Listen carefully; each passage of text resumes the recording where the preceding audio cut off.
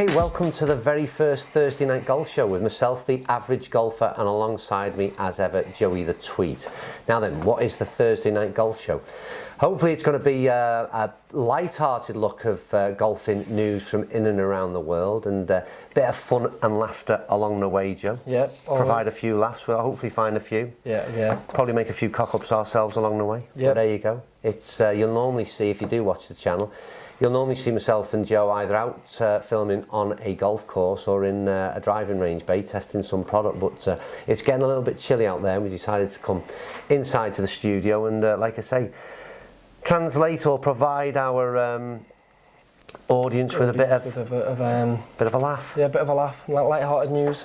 I'll let the audience be the judge of the laughter bit, eh, Joe? But we're going to start off with the news, and it's Michael Jordan. Yeah, Michael Jordan. Well, we all know he's a massive golfer. Yeah. And low handicapper, I think, isn't he? Yeah, I think he plays a lot of golf.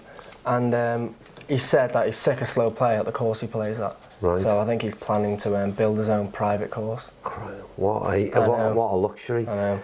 So, I mean, slow play is a massive bugbear of mine personally, and I don't think many golfers are keen on it, to be honest. It's a bit of a killer of the game, I think. Certainly driving, I think, a younger audience away when they think they've got to dedicate 4 or 5 hours to plodding around a golf course. So we're all not going to afford the luxury of building our own courses. So I think the message is going to have to be, get a move on out there and let's get this game played a little bit quicker. But it does lead on to the next story, Joe, because... again, another faster format has been looked at recently at the Turkish Open. Yeah, well, it's kind of to rival cricket's T20. Yeah. And it was 2 young South African golfers decided to have a little challenge between mates. It was filmed by the European Tour, and basically they play the last 3 holes. When you see filmed, are these guys mic'd up as well? Are you getting to hear what they're saying around the course? Yeah, there's a lot of laughs, a lot of banter being filmed between them. Which again is a good insight, sorry to interrupt you there, but it's a good bit, you know, it's nice to see. We only see the players from in a very serious capacity on the golf course, so to hear an insight into their personality, and if they are a couple of funny characters, that's another more light-hearted view of the game of golf. Yeah, of course. So carry on, sorry. So they play for the last 3 holes of the course, but they were only allowed to pick 3 clubs out of the bag. Right, okay. So I think they both went with woods, mid-irons, but then one of them didn't actually go for putter. Right. They used a wedge instead. Yeah. Which kind of makes sense. Well, yeah. Get that. But so they did that. The loser had to do push-ups. Also. Yeah, bit of fun. Yeah, and then interesting. I think it's really interesting is that again there's the last 12 months or so. There's been a lot of conversations, no doubt, at the top of golf in terms of how we can perhaps introduce some quicker formats, and this T20 or the rival of T20, this 3 version, I'm not sure, that seems a little bit short to me, but certainly some interesting 9-hole competitions wouldn't go amiss. And again, if we can get a younger audience involved, this idea about being mic'd up and a little bit of fun into the thing and a bit of a light-hearted approach, then that can only be a good thing. So I think, Joe, you've got a quick clip for us to watch. Yeah, to watch now, and then after that, the full clip or the full video will be in the description below. You can click and then watch it on the Facebook page of European Tour. Excellent. Just trying to get a little baby fade in there. How far have we got? We think. Your guess is as good as mine. I'm thinking something in the region of about 250, 220. About 220. I'm going to have to slide this one in a little bit. Oh, there's a clip face. Woo! Tell you what. Nailed it. Set! It was a baby fade, okay? Not a snap slice, baby fade. It's going to be a hell of a Just an exaggerated baby fade. I've got 156 to the flag, or to the front of the green. I'm going to take a guess that flag's like 8 on. What club you got? I've got 7. Okay. I'm going to go for the big slice, I think. Big slice 7-iron, out the rough.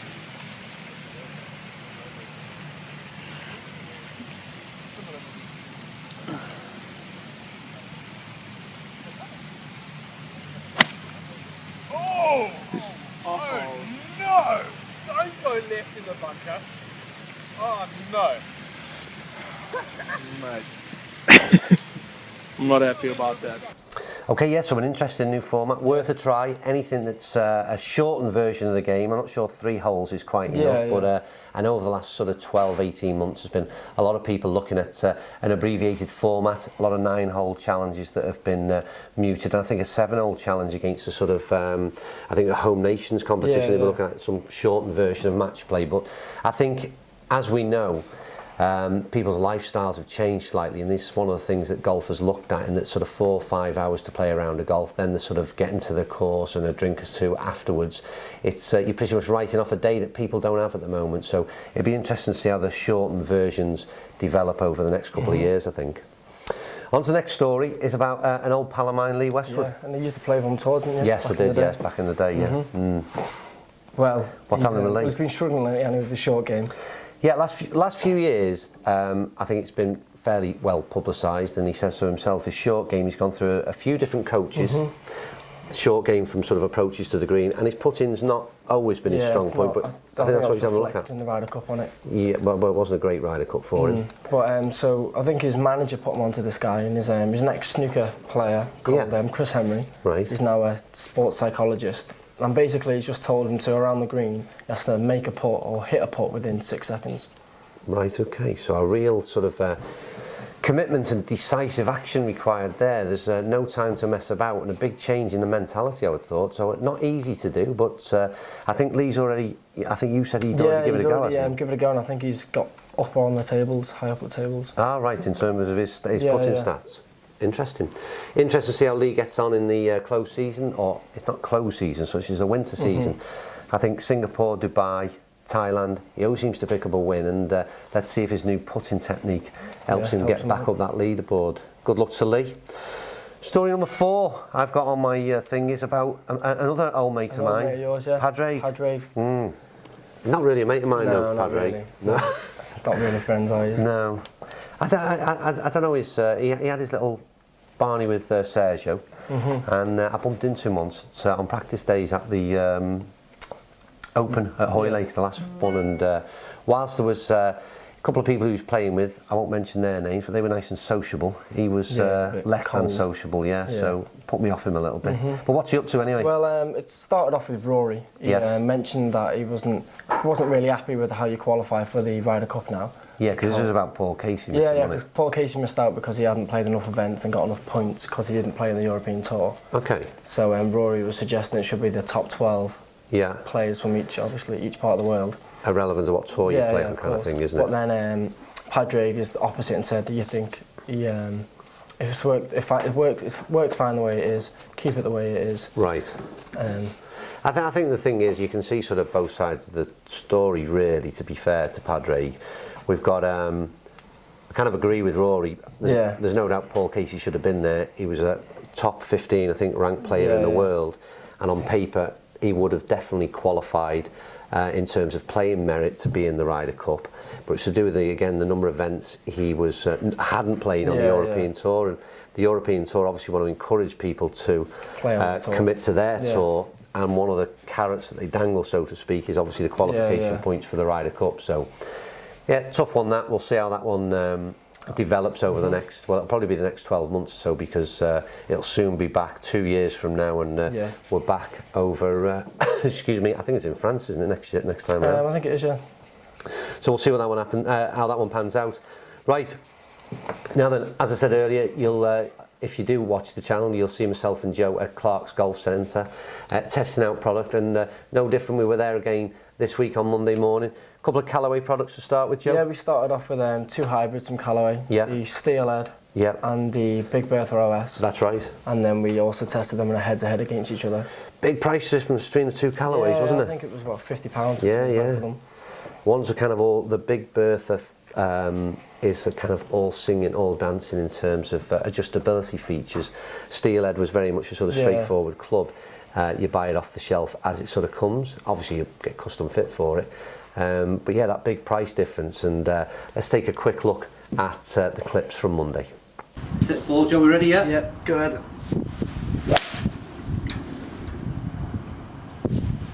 Leak that one out to the right. Slightly? Slightly, yeah. Always that virtual target always gets me because, like I said, we're hitting out. We get a mark on where we're supposed to be aiming for. 187 carry. Yeah, it was a slightly heavy strike. I mean, the club itself feels quite a bit heavier. The distance I'd be looking for. That's a ball, Joe. Shot. It's a nice ball. Yeah. They're a long time in the air. More justice to the club. Yeah. I mean, the impressive thing for me is we did a review a few weeks back. Callaway brought out the steelhead set of irons, and a few weeks later they brought out the Big Bertha set of irons. I was a bit confused at the time as to why they brought two sets of irons out and what the difference was in terms of the reasoning, the logic behind it. Okay, so we did, if you ever want to watch these videos in full, by the way, we'll provide all of these links and take a good look at those for us. We've got another interesting video. We put a head-to-head challenge between the two Callaway products, which made up another video, but the one I like, Joe, we did a 4-iron versus a 4 utility. Yeah, it's quite interesting as well. Yeah, I liked it personally because it's in my bag. It'd be, the question I was asking is, why have I got a 22-degree hybrid and a 22-degree 4-iron in the bag when in theory they should be doing the same things, but I'm not sure whether that was the end result. But again, here's a look at the video and watch in full and find out what we derive from the stats. But the idea of this really is to see why we sometimes carry both a 4-iron and a 4 hybrid. Do we need to carry both? And what are the differences really? Because 22 degrees aloft, 22 degrees aloft, in theory, should produce the same results, I would have thought, but there are some differences, as we all know. So, on a personal level, I'd be looking to get this out about 180, 185. Excuse my sniff, still suffering from mouth flu. A few balls out. 181 carry. 181 carry, tuck down the left, yeah? Yeah. So then you go to the, like I said, Steelhead XR now.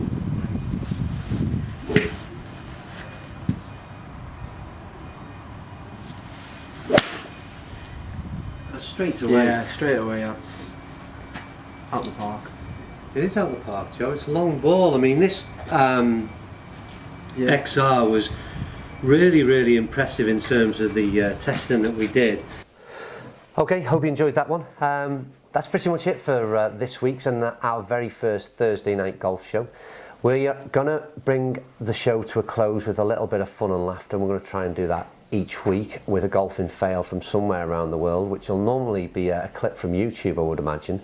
But we're going to start the whole thing off, Joe, with a you're going to throw your hat in the ring, aren't you? Mine, clip of a couple of months ago I decided to try and get fit for the new TaylorMade empty driver. Yeah. But I just picked the wrong shaft, and my swing speed was too all over the show and that, and then It just wasn't a marriage made in heaven. no, it just wasn't a match made in heaven, no. So But the actual filming of the custom fit, we managed to keep a few clips, and here's one to finish off for you, and we'll see you next Thursday on T-Upload TV. Thanks for watching. Right. Okay, so the added little feature we've got, this is the bonus footage. It's certainly going to make the bloopers, there's no doubt about that. So we've got Joey the Tweet wants to make his way from behind camera. I think, was it 2 or 3 you said you'd managed to get it down? 2 or 3, which is great news. Really come down over that, because I think you're off, what's that woman's handicap, 36, wasn't you, only a couple of months ago. So let's see what all the practice has paid off. He's going to demonstrate the TaylorMade M1. Thoughts on it? it's a nice pretty club. Yeah, pretty. Right, a bit of carbon fibre on top. Well, excellent, you read something. Got myself an don't know. One of them? One of them shafts. Yeah. Matter than me, really. No, you can pick up anything, can't you? When you get to your level. Use a stick. Could use a stick. Here we go. So, a few practice swings. He's just nailed a few, literally. Look at that. The turn. Look at that. Oh, Christ. That's nearly broke the club. Here we go. So, the talking's over. This is a drive of someone off 2 or 3. Or 2 or 3 years of age. I'm not sure which it's going to be.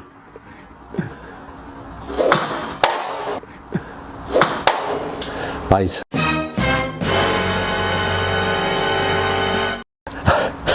That's the end of that feature. We were idea is going to... What do you think of it? Wrong shaft. Wrong shaft. That's the importance again. There you go, folks. That just goes to show custom fitting is absolutely everything. See you next week.